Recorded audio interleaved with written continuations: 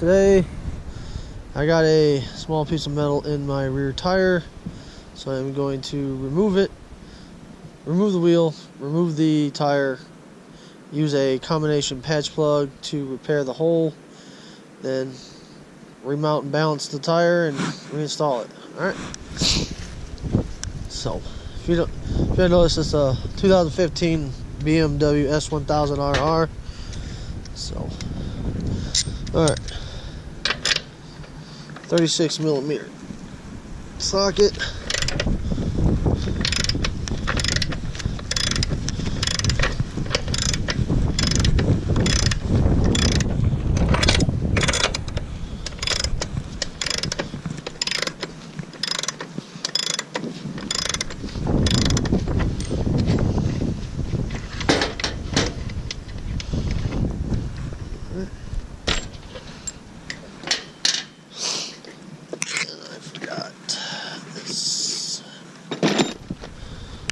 This kind of spread the brake pads open a little bit. Makes it easier to put back on when it's time to put the wheel back on. There we go. And then the axle through.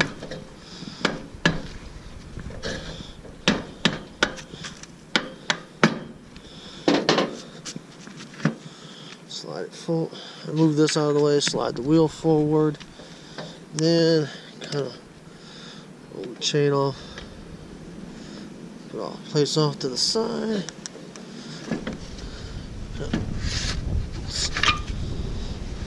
drop the wheel,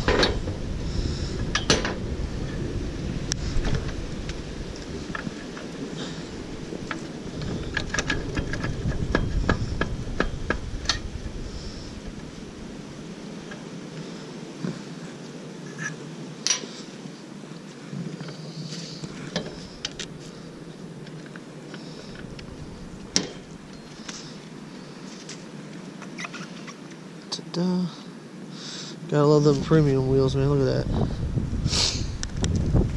Okay, it's pretty easy, so I'm gonna stop this and come back with my tire machine.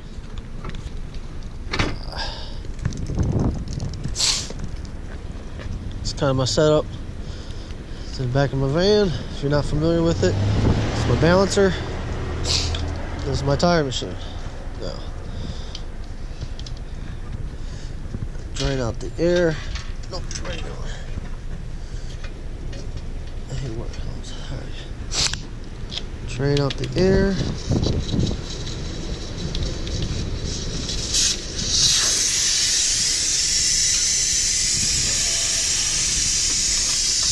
Move the weight.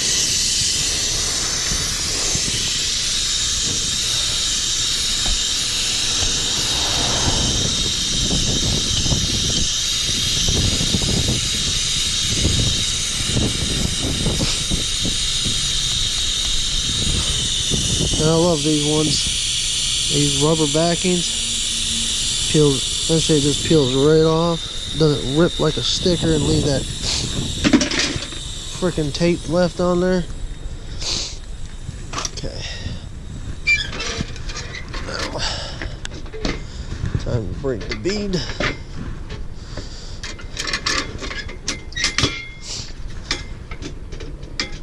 Come on.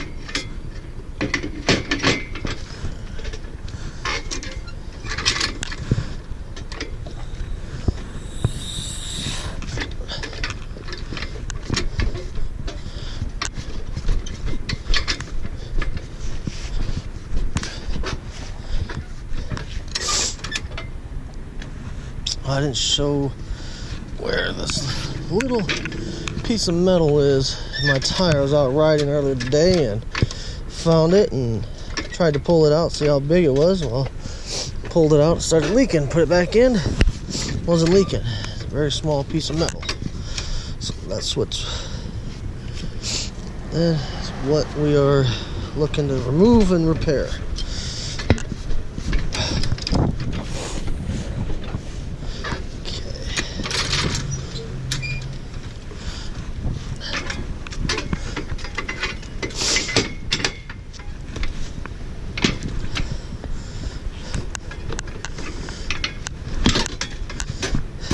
the wheel and the chucks here.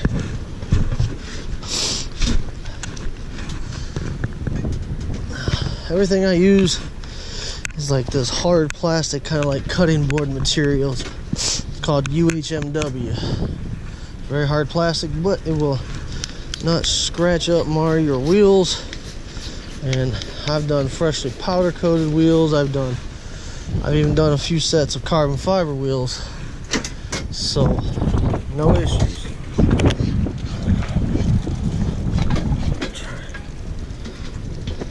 And again, the tips, that hard plastic as well, so it's not going. There we go. Not going to damage the wheel.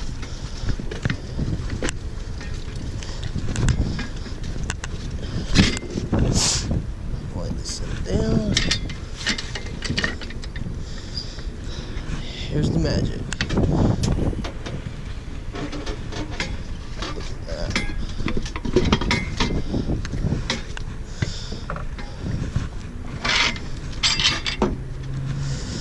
I'm gonna do the other bead.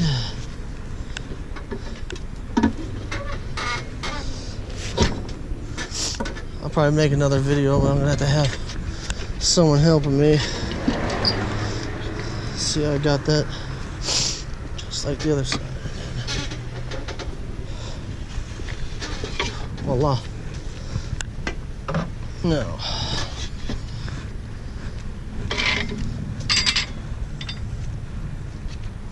No. Ooh.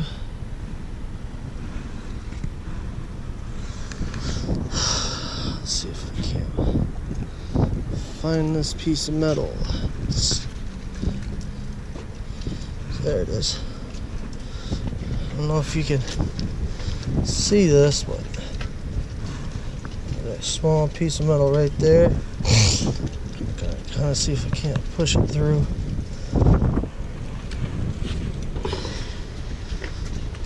See it right there. What I did at the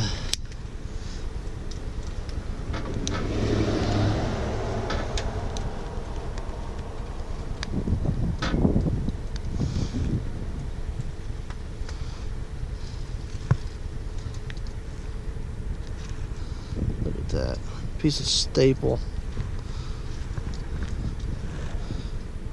That's looks like a piece of stapler. I can see the light through it, so it's a straight shot, which is good. Then take our reamer, then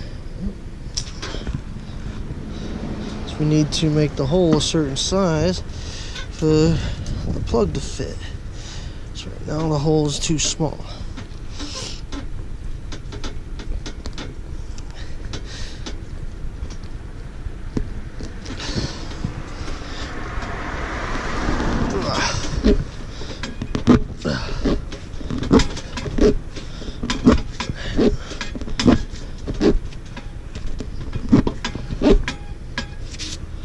Okay, a few plunges like that, we're good. Then get a buff, get a grind out. Some fresh spot for the patch.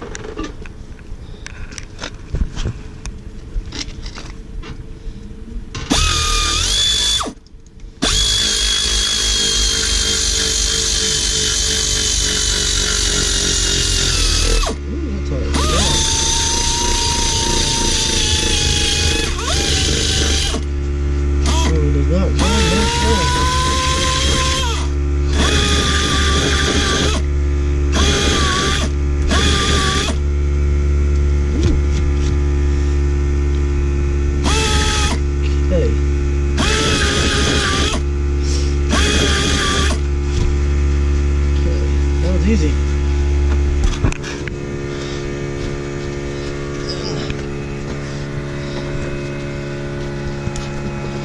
Let's prop it up for a second.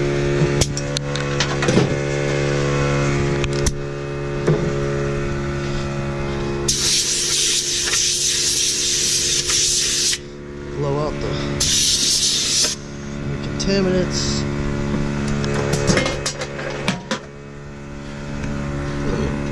And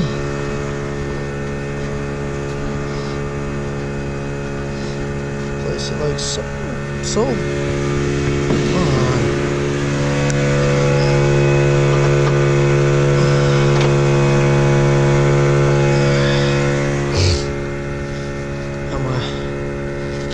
Sealer here, contact cement. Going to put a nice coat on there of that stuff. Okay. Kind of let that just kind of dry up to where it gets nice and tacky.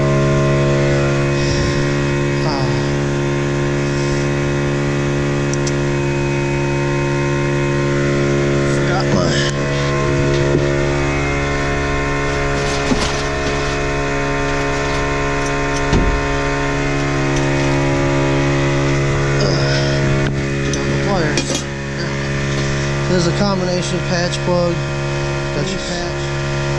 Clean that off.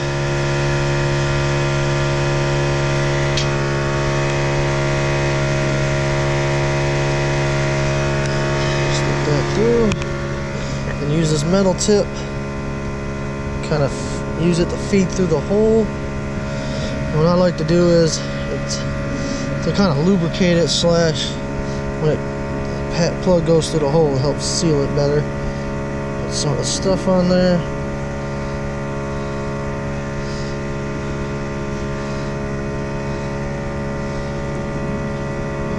Yeah. Kind of let that sit up for a second.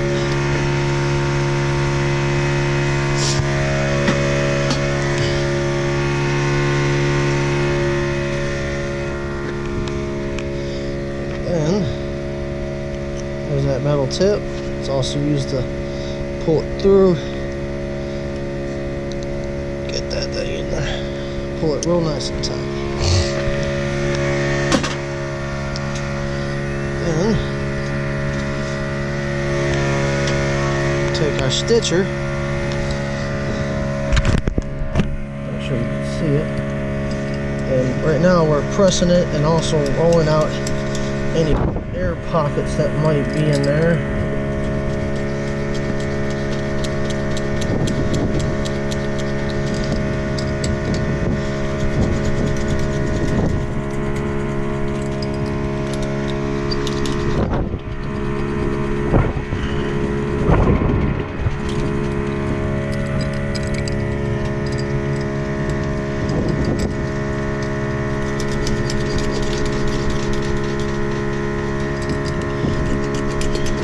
Call this stitching,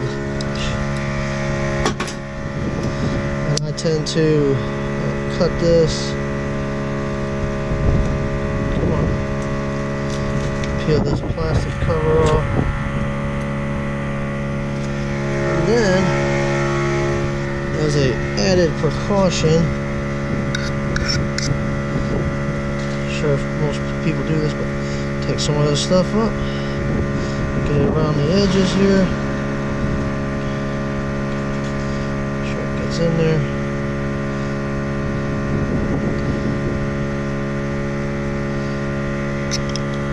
Okay.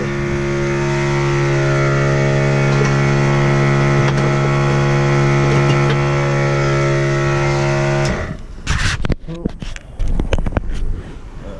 it's time to put the tire on.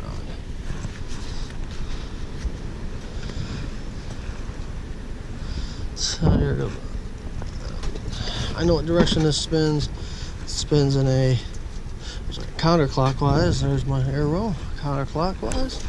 So then, take some soapy water, spray her down. This is a Pirelli. This thing, probably put it on with no lube, but can't go wrong with lube.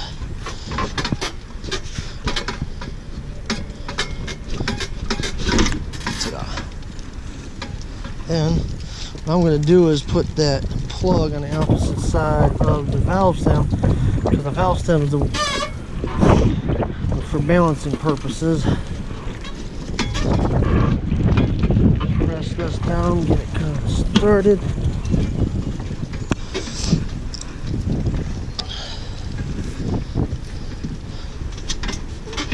Now these are 2 plastic tips as well. Can I get them feeded in there?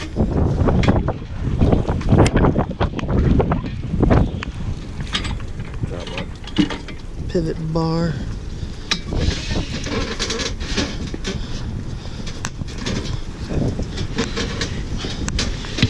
Like butter.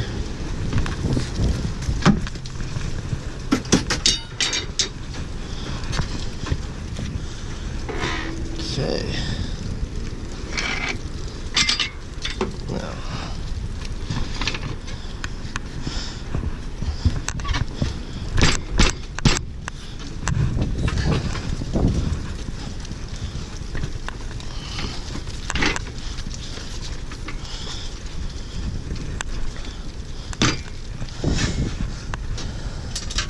valve stem in.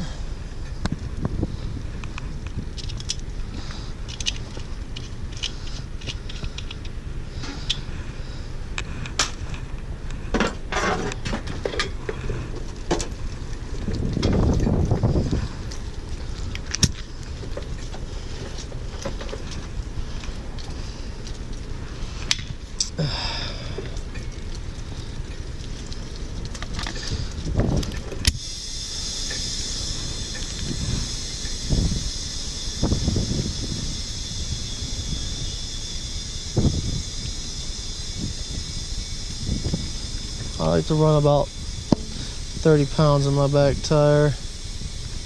There it is. I ride pretty hard and take corners pretty hard, so it helps flatten the tire out when I'm on the edge. Gives me that little extra grippage.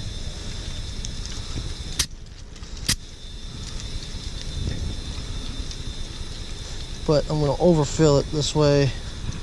I check that patch plug for leakage.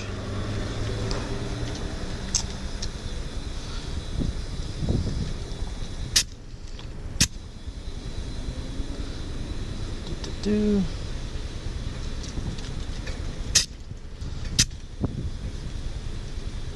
Okay. On the side. Then.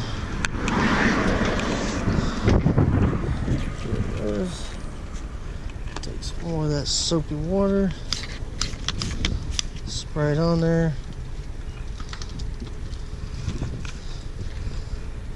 Not seeing any bubbles being created.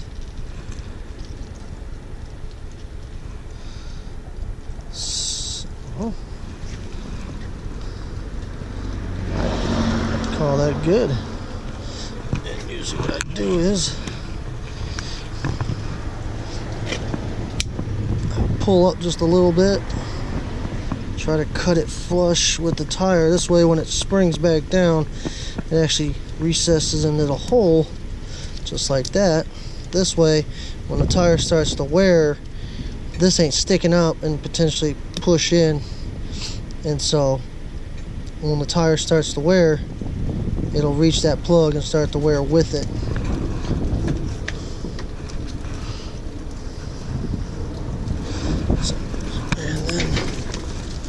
More check after I cut it.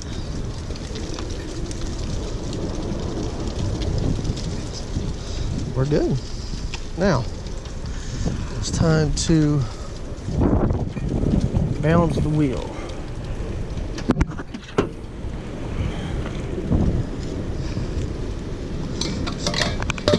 Now everybody talks about, oh, I only high speed balance or electronic balance my wheel. That's the only way I can do it.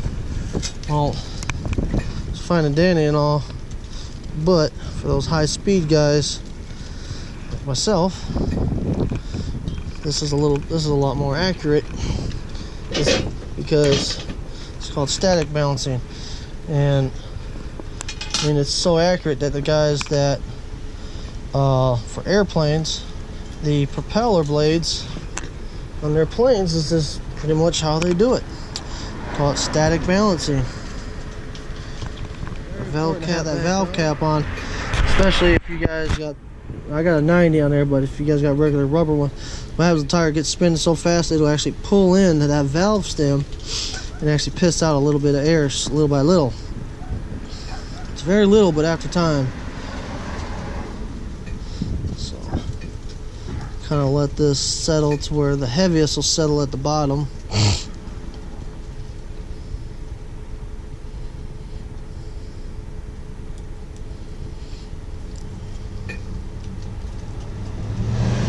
Like so. Grab my little tire marker, straight up, mark it.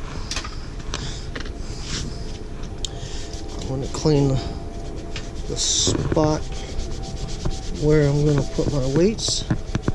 More towards the center the better, which luckily for these wheels I don't have a ridge or anything, and it's a pretty smooth spot. Works out real good. So now I'm going to put this mark on the side here, let go, see it spin. So then take some weights,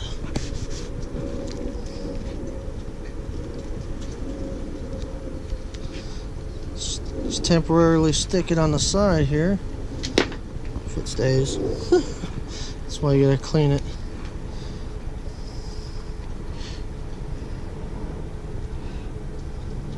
Maybe he wants 2 weights on there.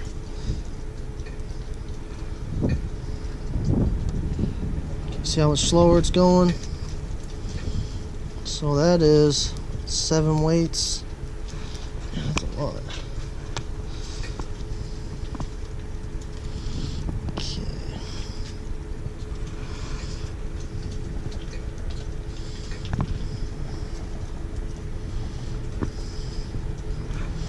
Well,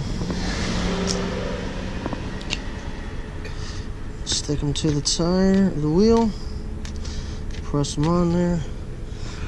Wasn't able to do this, so I'm going to clean this side.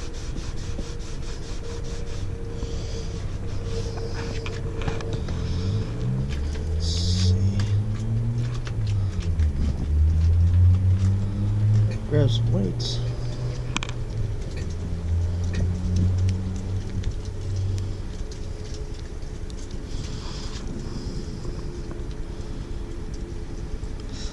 Now it's really going slow, so probably about 5 weights.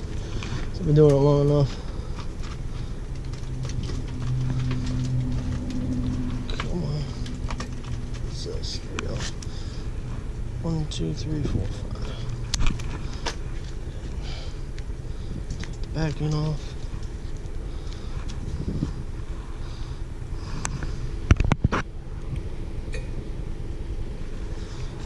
Press them on. Back at the 90. There we go. It's barely moving right now. I call that good. That's balanced.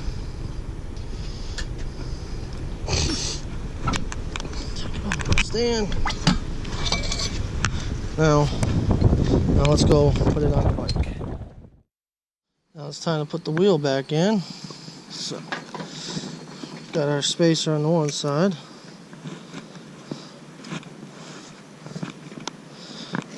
Our sprocket hub. Now some sprocket hubs, see like this one, they have little spacers in the middle here. Make sure there's in there, and make sure you got all your little isolated rubber deals.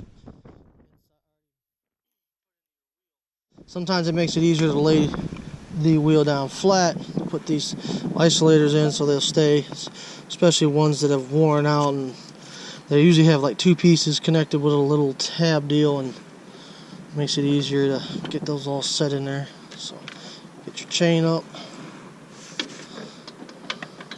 set out this side, straighten the wheel out some. Luckily for me, this stand, the wheel's doesn't raise the wheel up all that much. So normally I have a pit bull stand with a little tire, they call it the the wheel wedge, and it goes underneath the wheel and lifts up, touches the bottom. So when I roll it in, the axle hole pretty much lines up. It's like an extra set of hands, not even an extra hand, but an extra set of hands. If anybody that's actually changed tires before, taking a back wheel off.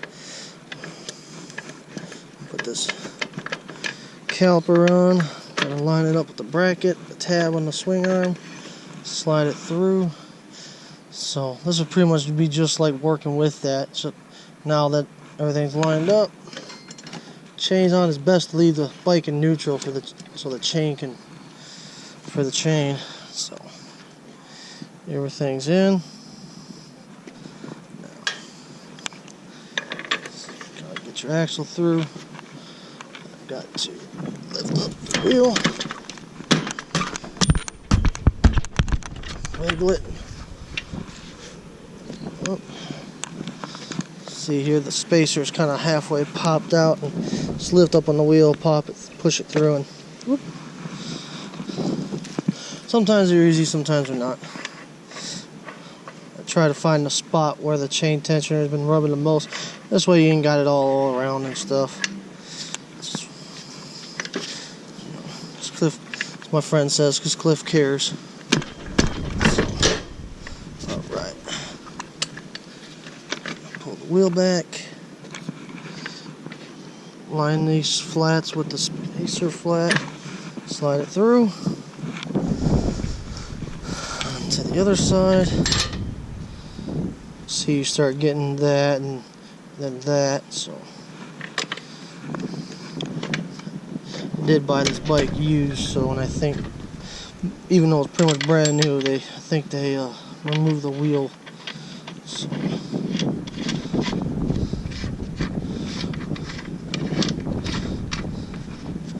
push it all the way forward.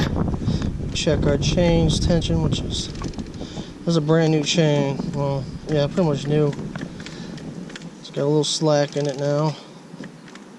So it is time to make an adjustment while we're here. This is my fancy toolbox. I made nice little foam cutout trays for it. 13mm, because BMW is different.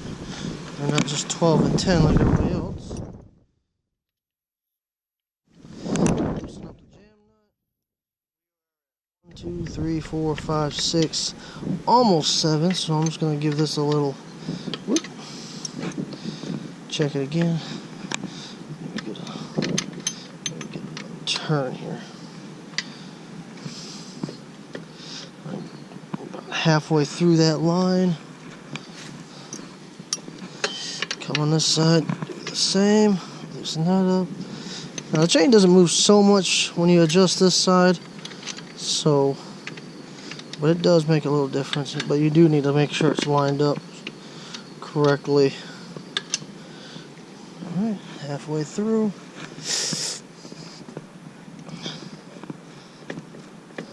About an inch of travel, which I like mine on the looser side of that inch to 3/4. I like mine being an inch.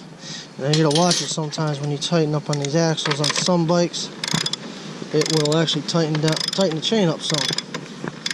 So, but I tend to notice that Suzuki that tend to do that.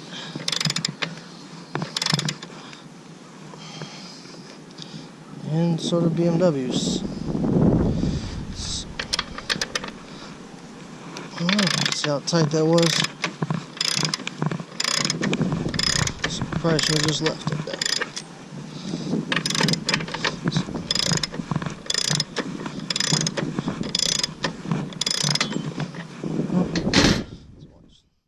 It's loose again. So just gonna back it off.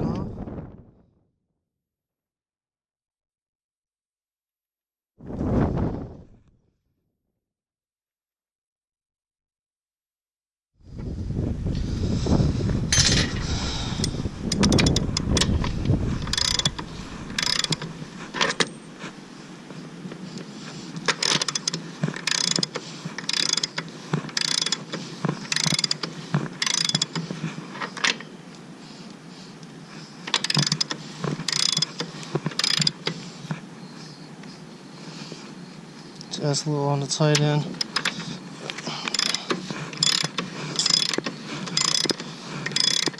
That's one thing I hate about these back wheels sometimes. When I do this,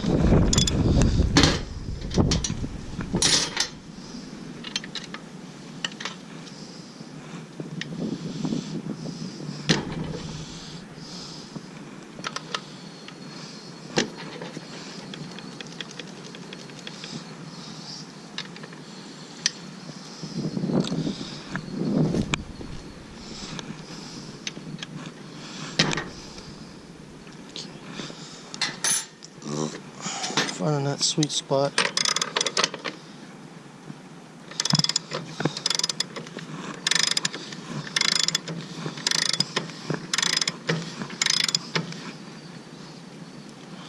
So far, so good. There we go. I think we got it. All right.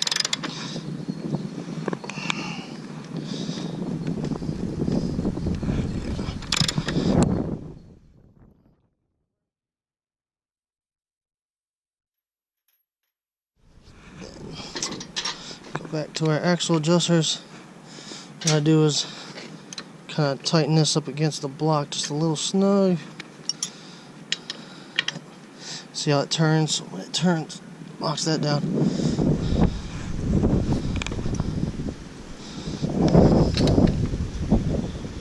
Now if you notice my screws are out pretty far. That's because I got it like this, so when I change my front sprocket out to a 1 up, so right now I'm 1 down from stock, I go to stock, it'll actually move forward. I don't have to break my chain, I don't have to replace it, I just swap out the sprocket. So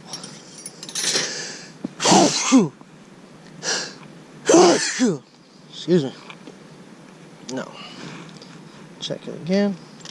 Now you want to check it in several spots, so you don't have loose and tight spots. But since it's a new chain, we're good. Now I'm not going to lubricate it right now because the chain is cold when the chain is hot, like after a ride. This way, if you got a stand like this, put it in first gear, let it spin. I usually take a piece of cardboard, put it right here, spray the back of the chain. Now I'll come over here, put the cardboard back like this, and then I'll try to spray the top here, and just let the wheel spin on the stand for about a minute or so to let it work into the rollers and the O-rings and such. So this is basically changing a tire / repairing a tire. I mean, it's changing a tire, but and then repairing it. So, and then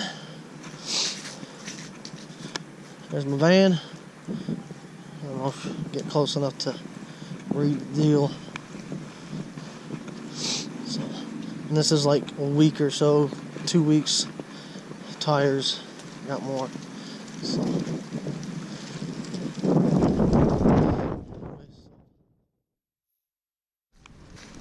That's that. And if you guys ever need any tires, need a tire change, I do tubes. So, alright. This is Cliff. See you guys out on the road, man. Be safe.